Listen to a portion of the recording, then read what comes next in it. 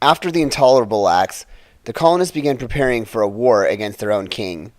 An American spy who was working for the British betrayed the colonists and told a British general that some of the colonists were gathering weapons and storing them in a town called Concord. He also told the general that he heard that Samuel Adams and John Hancock, two men who were encouraging the colonists to go to war against their king, were hanging out in a town called Lexington. The general ordered his soldiers to go to Lexington, arrest Samuel Adams and John Hancock, and then go to Concord and destroy the colonists' weapons. Little did the British know that the Americans had spies too. Paul Revere and his spies even had a secret code they made up. If the British were going to attack the colonists by sending soldiers overland, his informant would burn one candle in the Old North Church steeple. If the British were going to attack the colonists from water, his informant would burn two candles.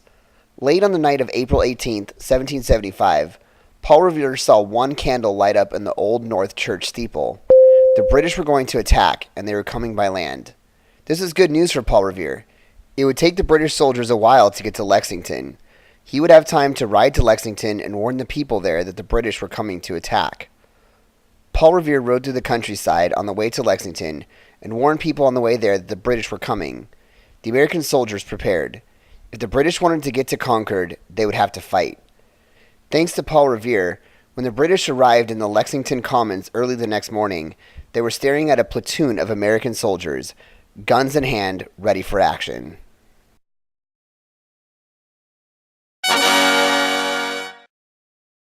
Next time, American and British soldiers, weapons ready, staring each other down, and a shot heard round the world. All coming up next time on History Fits.